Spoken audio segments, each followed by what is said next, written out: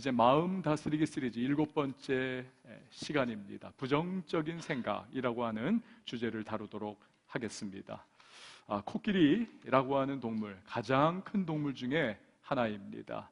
사람은 그에 비하면 10분의 1 정도의 사이즈입니다. 하지만 이런 사람에게 꼼짝하지 못하고 사육을 당합니다. 어떻게 그럴 수 있을까요? 인도나 태국에서 이런 방법을 사용을 한다고 합니다. 야생 코끼리 중에 어린 새끼를 잡아옵니다. 발에다가 쇠로 만든 족쇄를 채웁니다. 그리고 쇠사슬을 길게 해서 나무 기둥에 묶어 놓는다는 것입니다. 계속 도망가려고 하겠죠. 발버둥을 칩니다. 하지만 도망갈 수 없습니다. 결국에는 지치고 또 지쳐서 체념을 하게 되는 것입니다. 이후에는 족쇄 없이 그냥 줄로 묶어놓기만 해도 도망갈 엄두를 내지 않는다는 것입니다. 몸이 어마어마하게 커져서 얼마든지 그 나무 기둥을 뽑아버릴 수도 있고 줄을 끊고 달아날 수도 있음에도 불구하고 그냥 거기에 무기력하게 그렇게 앉아있고 묶여있다는 것입니다. 왜 그럴까요? 나는 절대로 도망할 수 없어 라고 하는 생각에 스스로 묶여있기 때문에 그렇습니다. 우리도 마찬가지입니다. 어떤 생각하느냐가 너무나 중요합니다.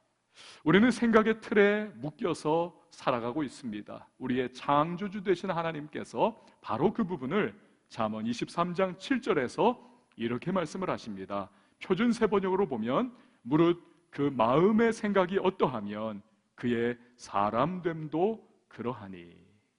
사람의 본질이 바로 생각이다. 생각이 바로 그 사람이다 라고 말씀을 하십니다. 이처럼 생각은 우리 인생 그 자체를 결정짓는 가장 중요한 요소, 바로 그것이 생각입니다. 문제는 많은 사람이 부정적인 생각에 사로잡혀 살아가고 있습니다. 나는 안 돼, 또 실패할 거야, 성공 못할 거야.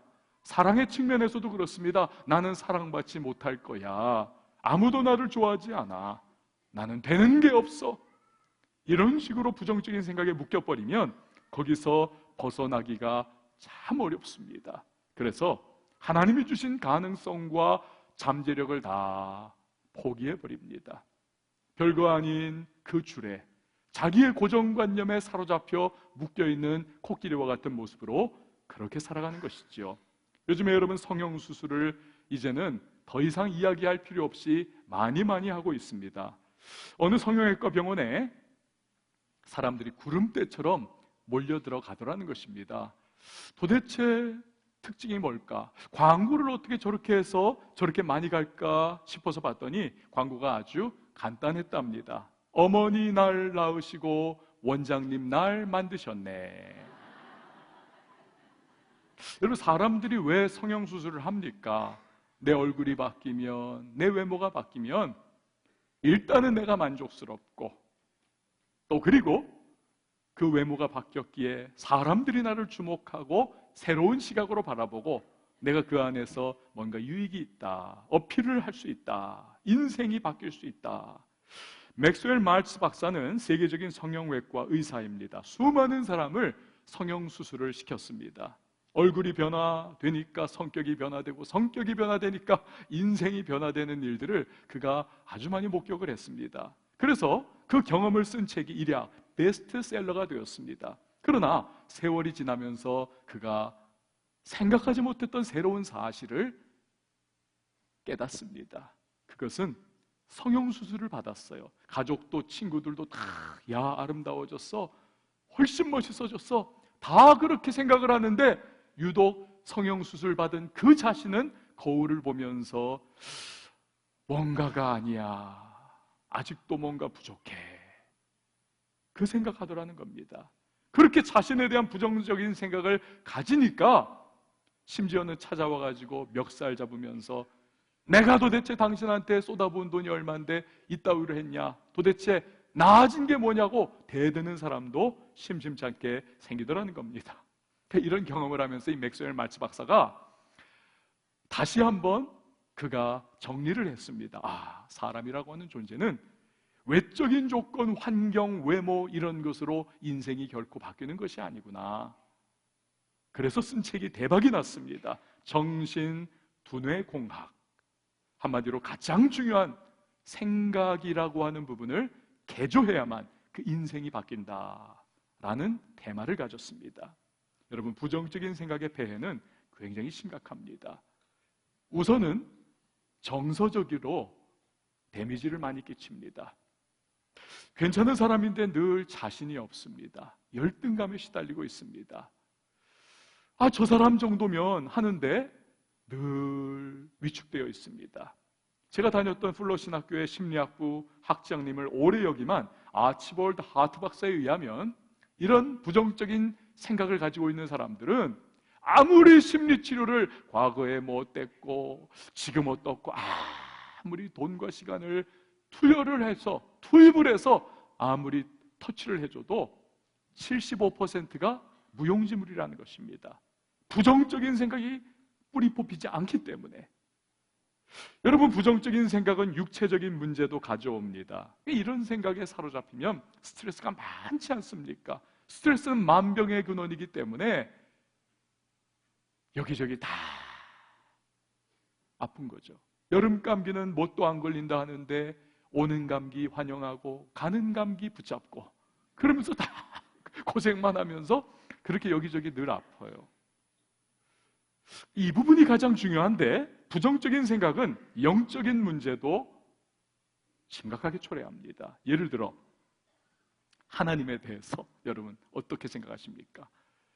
그 부정적인 생각을 가지고 있는 사람은 그 투영을 하나님께도 합니다. 하나님은 나를 늘 책망하고 꾸짖고 심판하고 어떻게 해서든지 나 잘못하는 것을 이걸 건들려고 하는 하나님이야.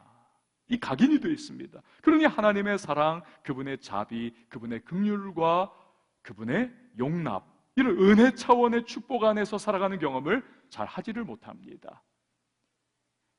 영적으로 늘 우울하고 영적으로 늘 불만족, 교회 예배 나와 있어도 은혜 체험을 잘 못하는 것입니다. 감격이 별로 없습니다. 어떤 분은 그래요. 일주일 내내 이건 정말 엉망으로 살았습니다. 그러면서도 교회 나와가지고 눈물을 쫙 흘리면서 하나님, 이런 저도 용납해 주시고 용서해 주시고 예배 받아 주시고 하나님 너무너무 감사합니다. 그러면서 예배 중에 은혜를 혼자 다 받습니다. 그런데 일주일 동안 객관적으로 놓고 보면 그렇게 뭐 잘못 산 것도 없어요. 근데 마음속으로 내가 잘못 살았어 하면서 예배 나와 앉아는 있지만 하나님께서 이런 나의 예배를 받으실까? 내가 뭐 하나님 앞에 뭐 건덕지가 있어야지 깜이 되나? 이러면서 하나님 앞에서 위축되어 있는 모습. 이 은혜를 누리기가 어렵습니다.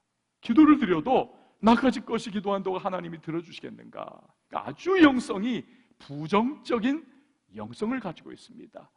이런 분들은 주로 교회 안에서 율법적인 잣대를 가지고 판단을 합니다. 자기도 율법적으로 바라보고 남도 율법적으로 바라보면서 정죄하고 비난하고 비판하는 일을 자주 합니다. 왜 그렇습니까? 자신이 은혜 안에서 자유함을 누리질 못하기 때문에.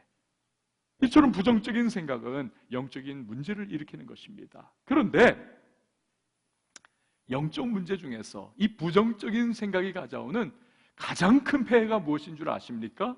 그것은 하나님께서 우리를 향해서 가지고 계신, 또 우리를 통해서 하시고자 하시는 하나님의 계획과 섭리와 하나님의 일, 이것을 우리가 가지고 있는 부정적인 생각이 가로막아 버린다는 데 문제가 있습니다. 그 대표적인 경우가 오늘 본문에 나오는 모세의 이야기입니다. 여러분, 모세를 어떻게 생각하십니까? 그는 아주 독특한 사람이지요. 태어나면서부터 구원자가 될 그릇으로 이 땅에 왔습니다. 우선 그 자신이 애굽 왕 바로의 폭정으로 인해서 태어나면서부터 나일강에 던져질 위기에 처합니다. 히브리 사내 아이는 다 나일강에 던져라. 그러나 부모님의 지극한 사랑과 신앙적인 용기 때문에 그가 구원을 받지요. 더 키울 수 없습니다. 울음소리가 너무 우렁차니까 이제는 자칫하다가는 가족이 다 몰살당한 위험, 할 수 없이 결단 내리고 갈대상자에 역청 발라서 방수 처리를 한 후 아기 모세를 그 안에 집어넣고 나일강에 띄우며 하나님의 섭리에 맡깁니다. 그런데 이번에는 바로의 공주가 건져내죠. 구원받는 것입니다. 어떤 분은 이런 우스갯소리를 합니다. 만약에 둥실둥실 떠오던 그 갈대상자를 바로의 딸인 공주가 딱 열었는데 아기 모세가 떡두꺼비처럼 웃음을 딱 치면서 잘생긴 그 모습. 근데 만약에 너무 못생기고 빼샥 꼴고 애기가 애기 같지 않고 그렇다면 어떤 일이 생겼을까? 다시 덮어라. 어쨌든 그렇게 해서 모세는 애굽 궁중에서 자라면서 그 당시에 최고의 학문과 법률적 지식과 무예와 리더십을 온몸으로 익힙니다. 잘 구비된 사람이 되지요.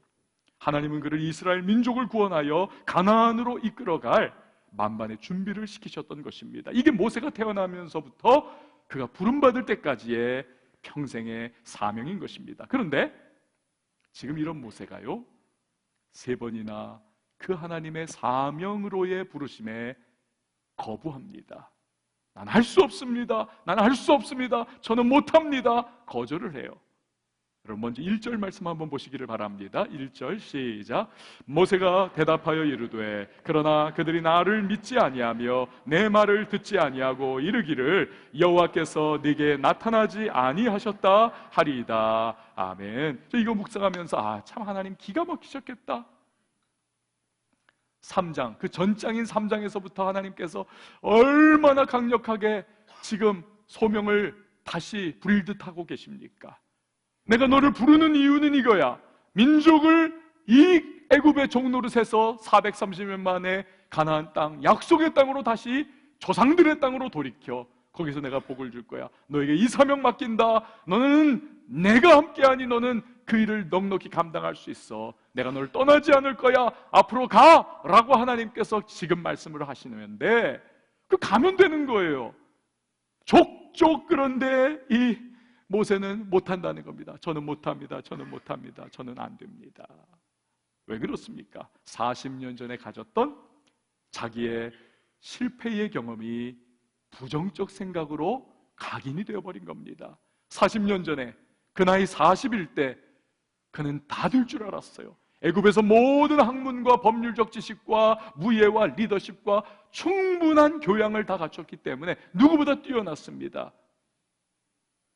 동족들이 다 말을 들을 줄 알고 가자라고만 하면 갈 줄 알고 바로조차도 너끈히 그는 구비된 말재주로 다 설득할 줄 알았습니다. 그러나 철저한 실패, 혈기로 애굽인 때려 죽이고 동족인 이스라엘 사람들로 그를 거부합니다. 애굽왕 바로의 칼을 피해 미디안 광야로 도피합니다. 40년 동안 양을 치면서 그 모든 애굽 왕실의 때를 다 벗는 것입니다. 한때 하늘을 치솟던 자존심 그리고 자신감 다 사라져버리고 철저히 부정적인 생각으로 꽉 차는 겁니다. 하나님은 그런 모세를 그대로 쓰실 수 없죠. 그러니 그를 변화시키고 도전을 주기 위해서 3가지 이적을 보이십니다. 지팡이로 뱀이 되게 하시고 그 바로의 권세를 상징하는 그 뱀을 다시 잡을 때에 지팡이로 변하는 능력. 2번째 이적은 손에 나병이 생기는 거죠. 나병은 죄의 대표적인 상징이 아닙니까? 이스라엘 백성들이 지금 그 상태라는 겁니다. 죄의 도성 애굽 안에 살고 있는 그 모습. 그런데 하나님께서는 나병이 치유되는 것과 같은 기적을 통해서 그들의 죄악을 씻으시고 다시 가나안 축복의 땅으로 인도하신다는 확실한 비전을 보이시는 겁니다. 3번째 이적은 나일강이 피가 되게 하는 거죠. 나일강은 애굽의 젖줄이고 생명의 근원입니다. 그러니 그 안에는 애굽의 신이 살고 있다. 우리를 살게 하는 신. 그런데 피가 되게 한다. 그 물을 신의 사망을 하나님이 선고하시는 것이고 하나님의 권능 앞에서 애굽의 모든 우상들은 무력하다는 것을 보여주고자 하신 것입니다.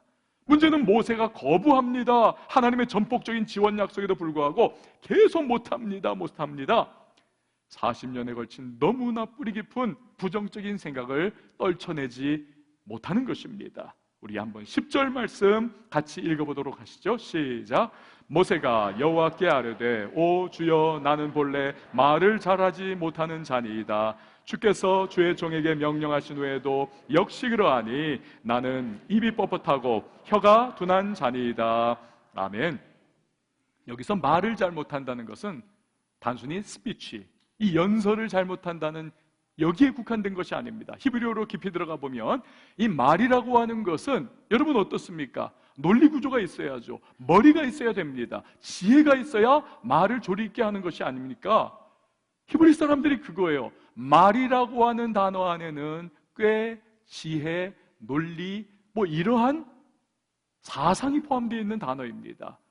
나는 그거 못합니다. 말 못합니다. 무엇입니까? 40년 전에는 그가 자기의 지혜와 지식과 능력과 말솜씨로 뒤집어 엎고 구원자 역할 감당할 줄 알았어요. 안 되더라는 것입니다. 그러자 그는 실패의식과 부정적인 생각에 사로잡혀 나 할 수 없습니다. 나 말 못하는 사람입니다. 하나님 맡기시는 사명을 지금 거부하고 있습니다. 이런 모세를 보다 못한 하나님이 야, 누가 네 입을 졌냐? 누가 말하고 말 못하게 하냐? 누가 눈 보게 하고 눈 못 보게 하냐? 나 하나님이 아니냐? 내가 가르쳐 줄 거야. 네가 할 것은 오직 한 가지야.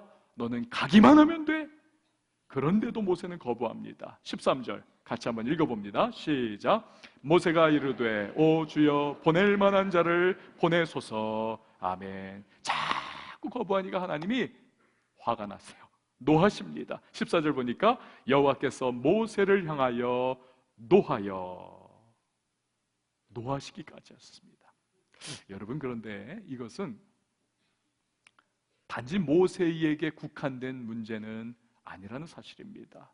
사랑하는 성도 여러분, 하나님은 우리 모든 사람들, 우리가 세상 기준으로 잘났던 못났던, 대단한 일을 했건 못했건, 또 내가 생각하더라도 나는 특별한 것이 있건 없건 간에 이 땅에 우리를 보내신 하나님은 이미 우리 안에 가능성을 주셨고 잠재력을 주셨고, 하나님이 분명히 이 땅 가운데 우리를 향해 이루시기를 원하시는, 또 하나님께서 이루시기를 우리를 통하여 계획하신 뜻이 있고 사명이 있고 목적이 있는 줄을 믿으시기를 바랍니다. 그게 우리예요. 그런데 이 하나님 넣어주신 잠재력과 가능성이 고스란히 부정적인 생각이라고 하는 덮개 밑에서 사장되어 가고 있습니다. 가만히 보면 우리 청년들도 그렇습니다. 분명히 날개가 있어요. 날아오르면 되는 겁니다. 그런데 날개를 접고 꺾어버리고 그냥 웅크리고 앉아있는 모습을 보고는 합니다. 너무 안타깝지요. 오늘 새벽에 이제 설교 준비 마무리를 하려고 설교를 이제 준비 딱 이제 마무리를 하다가 뉴스가 어떻게 됐을까 들어가 봤습니다. 박항서 감독이 이끄는 베트남 대표팀이 우승을 했더라고요. 동남아의 월드컵이라는 별명을 가진 이 스즈키컵에서 10년 만에 우승을 했습니다. 베트남이 난리가 났습니다. 2002년도 한일 월드컵 때 우리가 난리가 나면서 막 히딩크를 국회의원으로 보내자 막 이거하고는 게임이 되지 않을 정도로 그야말로 영웅 등극을 했습니다. 영웅 등극. 그거 보면서 생각했어요.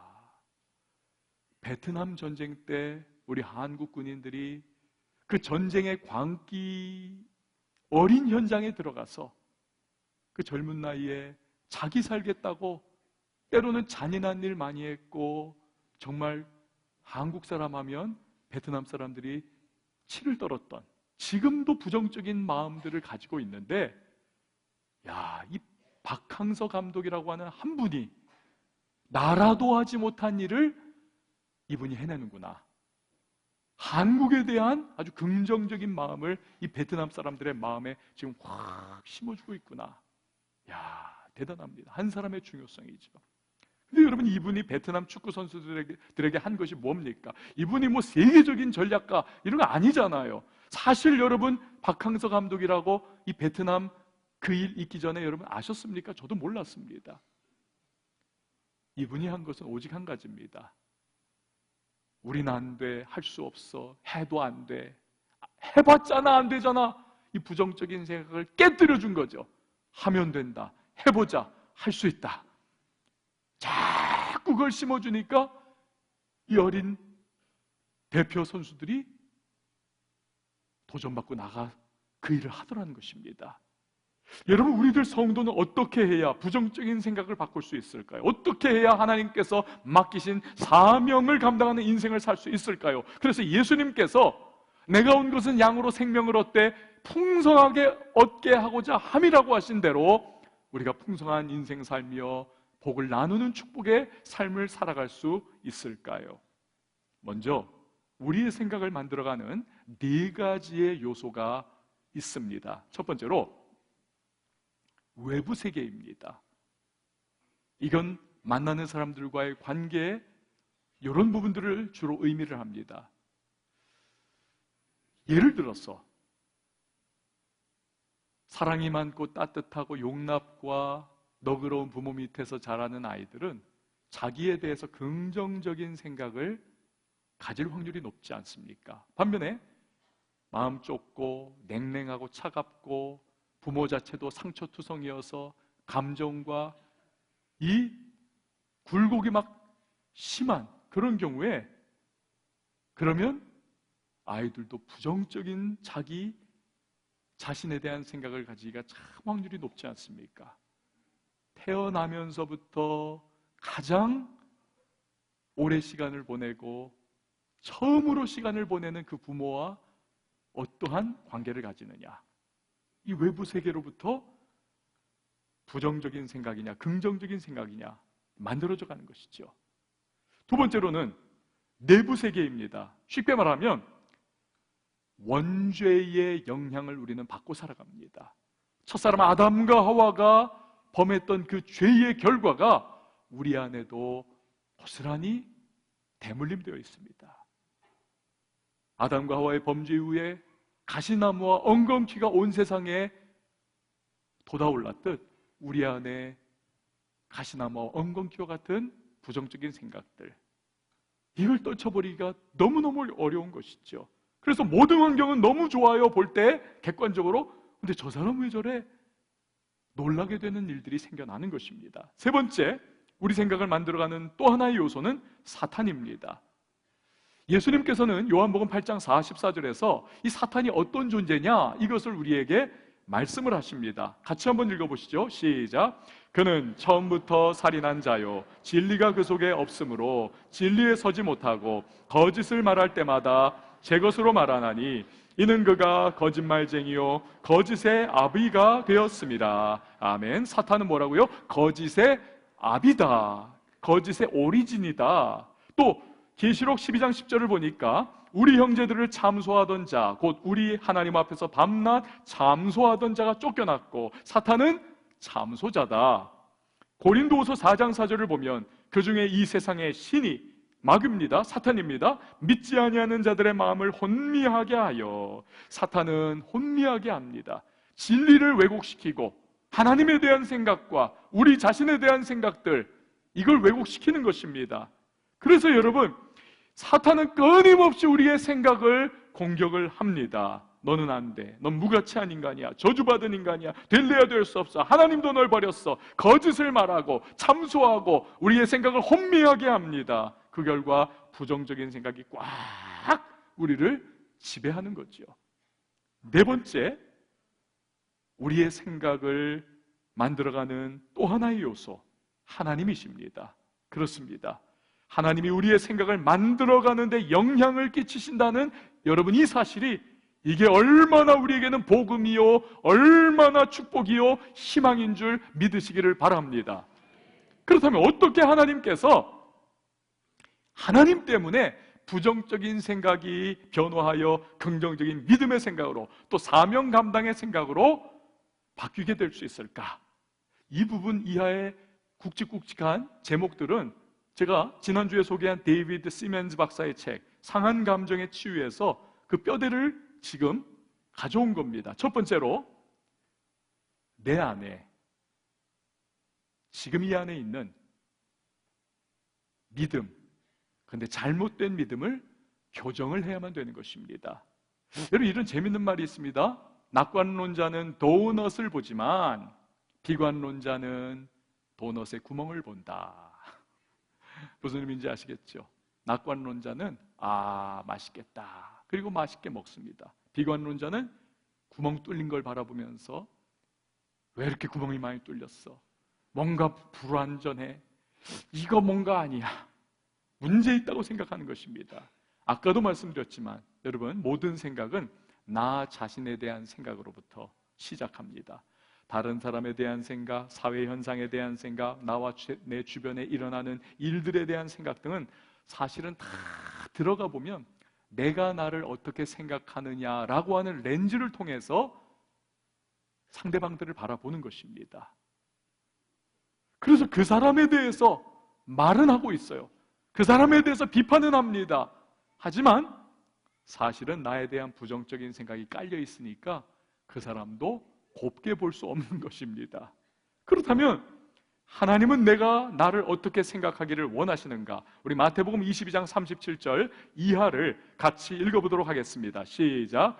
예수께서 이르시되 내 마음을 다하고 목숨을 다하고 뜻을 다하여 주 너의 하나님을 사랑하라 하셨으니 이것이 크고 첫째 되는 계명이요 둘째도 그와 같으니 내 이웃을 내 자신같이 사랑하라 하셨으니 이 두 계명이 온 율법과 선지자의 강령이니라. 아멘. 여기서 예수님은 하나님을 사랑하고 이웃을 사랑하는 것이 모든 율법을 이루어 나가는 대조건이다 라고, 뼈대다 라고 말씀을 하고 계십니다.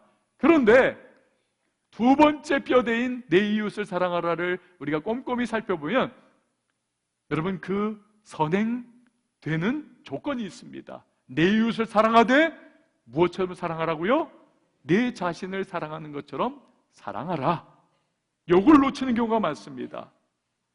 먼저 우리 자신을 사랑하는 것이 중요하다는 거죠. 자신을 사랑하고 자신을 아끼고 나를 하나님께서 존귀하게 만드셨어, 하나님의 사람으로 생각하지 않는 사람은 이웃을 제 아무리 사랑하려고 해도 제대로 사랑 못합니다. 아무리 선행을 하려고 해도 선행을 제대로 못합니다. 자신의 가치도 인정하지 않으면서 어떻게 남의 진정한 가치를 우리가 인정해 줄 수 있겠습니까? 여러분, 자기 자신을 부정적으로 생각하는 것은 겸손이 결코 아닙니다. 그것은 거룩함도 아닙니다. 하나님 앞에서 나를 낮추고 하나님 앞에서 나를 내려놓는 것과는 사실 다른 차원의 이야기를 지금 하고 있는 것입니다. 우리는 잘못된 믿음을 교정해야만 합니다. 여러분, 우리는 어떤 사람입니까? 에베소서 2장 10절 말씀, 자꾸 누누이 강조했던 말씀이죠. 시작. 우리는 그의 만드신 바라 그리스도 예수 안에서 선한 일을 위하여 지으심을 받은 자니 이 일은 하나님이 전에 예비하사 우리로 그 가운데서 행하게 하려 하심이니라. 아멘. 사랑하는 성도 여러분, 우리는 하나님의 만드신 바, 즉 걸작품, 마스터피스임을 믿으시기를 바랍니다. 저를 따라해 주세요. 나는 하나님의 걸작품이다. 나는 하나님의 마스터피스다. 여러분, 이거 믿으시기 바랍니다. 우리 하나님의 걸작품이요 마스터피스인 것입니다. 이걸 놓쳐서는 안 됩니다. 잘못된 나 자신에 대한 왜곡된 믿음, 이거 교정해버려야 됩니다. 그리고 두 번째로 나에 대한 하나님의 평가를 제대로 받아야만 합니다. 제가 언젠가 말씀드린 바가 있어요. 아내와 함께 차를 타고 동해안을 가고 있었습니다. 파란 바다, 아름다운 백사장, 하늘을 나는 갈매기들, 들려오는 바다 소리, 그리고 시원한 바람, 그걸 만끽하고 가고 있는데 그림 아닙니까? 제 눈에 자꾸 뭐가 거슬리는 거예요. 그렇게 거슬리는 거예요. 그 바다 앞에 있는 동네에 그 집들, 촌락들, 지붕이, 이게 주황색 지붕들이 그렇게 눈에 거슬리는 겁니다. 시골에서 보신 분 계실 거예요. 그래서 제가 계속 그거 보면서 오게티야, 오게티, 오게티야, 오게티. 제 아내가 빙그레 웃으면서 이야기를 합니다. 여보, 오게티를 보지 말고 옥을 보세요. 여러분, 하나님은 우리를 어떻게 보실까요? 점과 흠과 티로 가득한 더럽고 추악한 우리로 보실까요?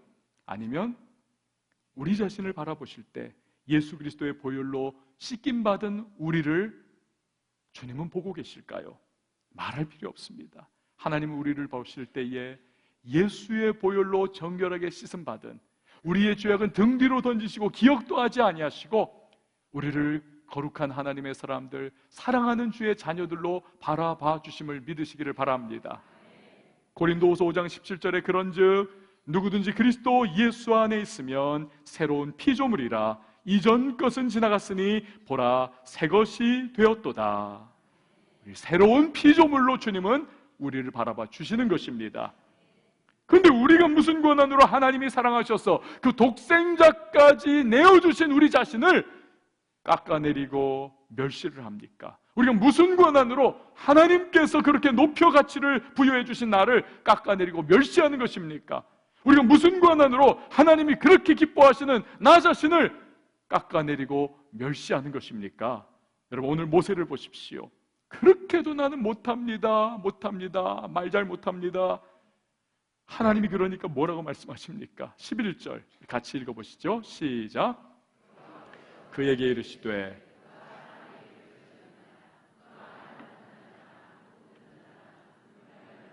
맹인이 되게 하였느냐? 나 여호와가 아니냐? 아멘. 여러분, 이 말씀에 담긴 하나님의 본심이 뭡니까? 안타깝다는 겁니다. 내가 너를 어떻게 창조했는데, 네가 어떠한 가능성과 잠재력을 가지고 있는데, 네가 얼마나 위대한 사명을 지금 부여받은 것인데 너 왜 자꾸 그런 실패와 좌절과 절망의 모습만 떠올리며 부정적 생각에 사로잡혀 있니? 내가 생각하는 너는 그렇지 않아. 너는 나의 손에 붙들리면 할 수 있어. 하면 돼.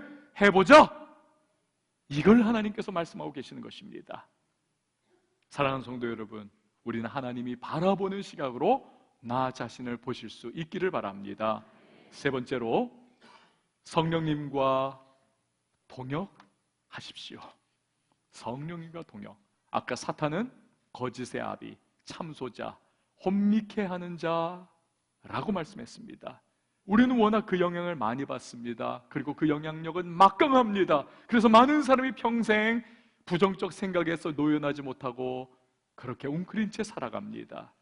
아무리 몸부림쳐도 그 벽을 뛰어넘지 못합니다. 하지만 감사한 것은 하나님, 그분이 우리와 함께 해주시면 우리는 얼마든지 그 부정적인 생각을 돌파해 나갈 수 있음을 믿으시기를 바랍니다. 그래서 우리는 하나님의 영이신 성령님과 날마다 동력해야만 하고 동행해야만 하는 것입니다. 날마다 성령님을 의지해야만 합니다. 부정적인 생각이 밀려올 때, 악한 원수의 거짓된 소리가 들려오고 혼미케 하는 마음이 들고 자꾸만 참소의 소리가 들려올 때 성령님 나를 도와주세요. 이 어둠의 생각을 떨쳐주시고 나로 하여금 주님 안에서 새로운 피조물 된 모습을 다시 생각하게 하시고 성령이 주시는 생각으로 사로잡히게 하여 주시옵소서. 악한 생각들은 떠나갈지어다. 물리쳐야만 하는 것입니다. 성령께서 도와주시면, 그분과 동역하면 우리는 능히 승리할 수 있는 것입니다. 여러분, 오늘 모세를 보십시오. 그는 똑같은 실패자의 상황이었어요, 사실은. 그러나 이후에 하나님의 말씀이 지금 거듭거듭해가지고 마치 나무를 쪼개고 들어가듯이 막 하나님의 말씀이 그의 심령을 쐐기처럼 파고 들어가고 있습니다. 강타합니다. 그래서 그의 실패의식과 부정적인 생각이 떠나가기 시작합니다. 그러면서 하나님의 말씀 17절 같이 봅니다. 시작. 너는 이 지팡이를 손에 잡고 이것으로 이적을 행할지니라. 아멘. 이 말씀대로 결국 그는 하나님의 지팡이를 손에 쥐는 것입니다. 손에 쥔 그 나무 지팡이를 볼 때마다 모세는 생각했을 것입니다. 하나님이 나와 함께 하셔. 하나님이 능력이 나를 도와주셔. 내가 아니야. 하나님이 하실 거야. 그리고 그는 사명의 길로 나아가는 것입니다. 수많은 이스라엘 사람들을 출애굽시키고 가나안을 향해 그는 전진할 수 있었던 것입니다. 여러분, 모세에게 그러하셨듯 우리에게도 하나님께서는 예수 그리스도의 나무 십자가를 우리에게 주셨습니다. 우리의 모든 실패와 절망과 좌절과 낙심과 우리의 모든 고통, 그 십자가에서 예수님께서 다 짊어져 해결해 주셨습니다.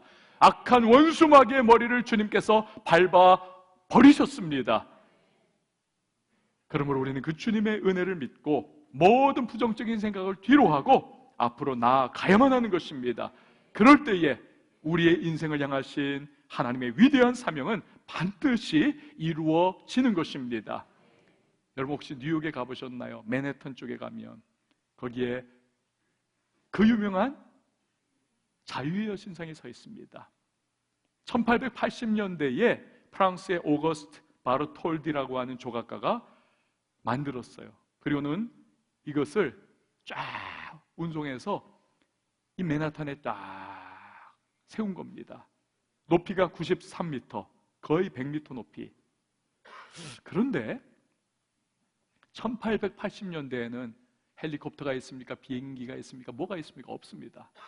놀라운 것은 이 바르톨디라고 하는 조각가가 자유의 여신상이 쓰고 있는 그 면류관 안에 보이지 않는, 밖에서는 볼 방법이 없어요. 그 높은 꼭대기에 보이지 않는 머리카락들을 하나하나 다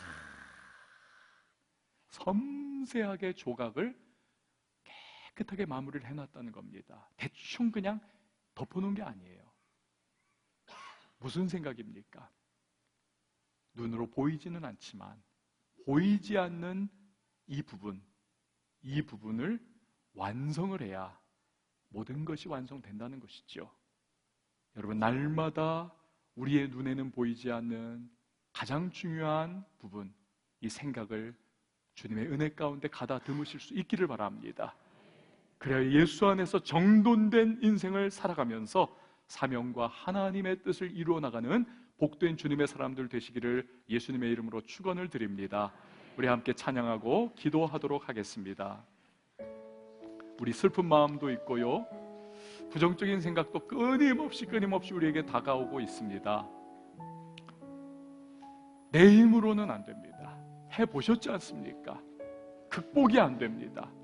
힘도 능력도 없습니다. 그러나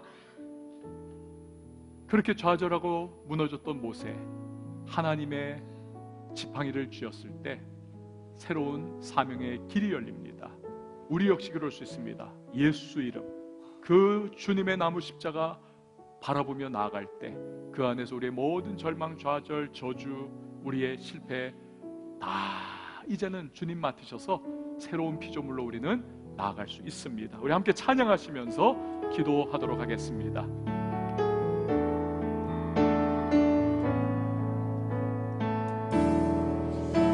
슬픈 마음이 있는 자, 몸과 영혼 병든 자, 누구든지 부르시오.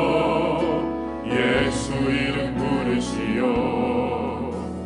그 이름을 믿는 자, 그 이름을 부르는 자, 그가 어떤 사람이든 그는 구원하리니. 다시 한번 찬양합니다. 슬픈 마음 있는 자, 슬픈 마음 있는 자, 몸과 영혼 병든 자, 몸과 영혼 병든 누구든지 자, 부르시오. 누구든지 부르시오. 예수 이름 부르시오. 예수 이름 부르시오. 그 이름을 믿는 자, 그 이름을 부르는 자, 그가 어떤 사람이든 그는 구원하리니. 아멘.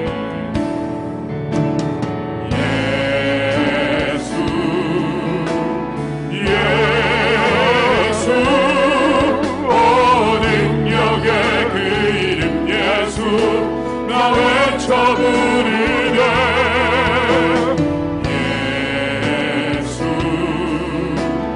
예수, 오 구원의 그 이름 예수. 나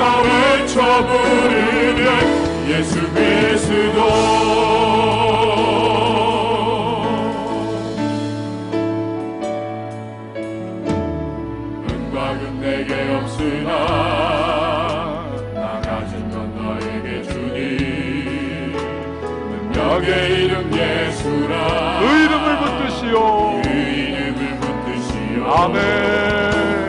그 이름을 믿는 자, 그 이름을 외치는 자, 그가 어떤 사람이든 그는 주의 영광 보리라.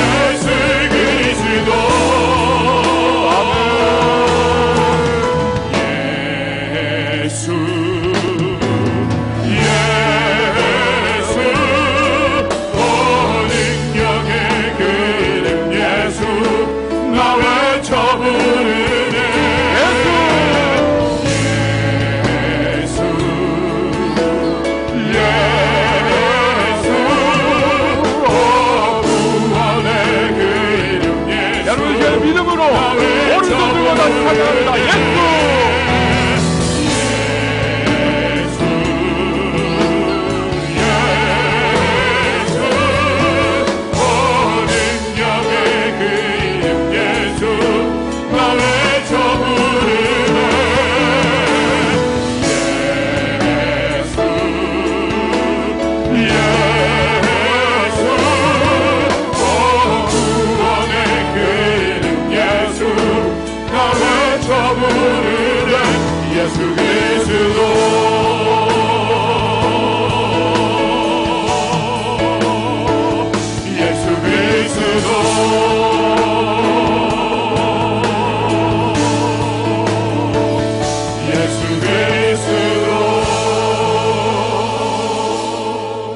사랑하는 성도 여러분, 이 시간에 기도하며 나가십시다. 주여, 예수 그리스도 안에서 모든 부정적 생각 떨쳐버리며 돌파할 수 있음을 믿습니다. 새로운 피조물의 생각 가지고 나가게 하시고 성령과 동행하게 하시고 하나님이 나를 평가하는 그 시선으로 나를 평가하게 하시고 나의 잘못된 왜곡된 믿음이 있다면 주여 이 부분 변화시켜 달라고 하나님 앞에서 오늘도 다시 한번 전진하는 인생, 사명 감당의 인생 주여 나아갈 수 있도록 도와달라고 이 시간에 주님의 이름 한번 외치며 통성으로 기도합니다. 주여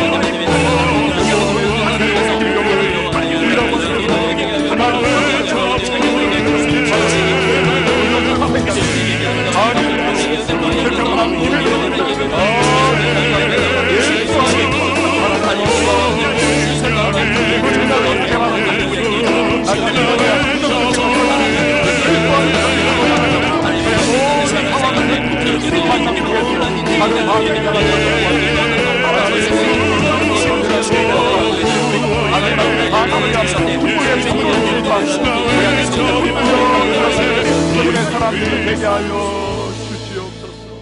하나님 아버지, 예수 그리스도의 십자가 안에서 우리의 모든 저주와 실패와 우리의 낭패는 다 주님이 짊어져 주신 줄 믿습니다.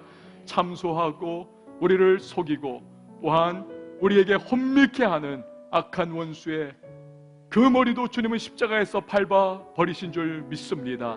이제 예수 안에서 새로운 피조물이라는 사실을 기억하며 주님이 나를 바라보시는 그 시각으로 나 자신 바라보며 성령님과 동행하며 하나님이 맡기신 모든 사명을 감당하기 위하여 다시 한번 발걸음을 재촉할 수 있는 그리고 그 과정 속에 축복의 통로로 쓰임받는 하나님의 사람들이 되게 하여 주시옵소서. 예수님의 이름으로 기도합니다. 아멘.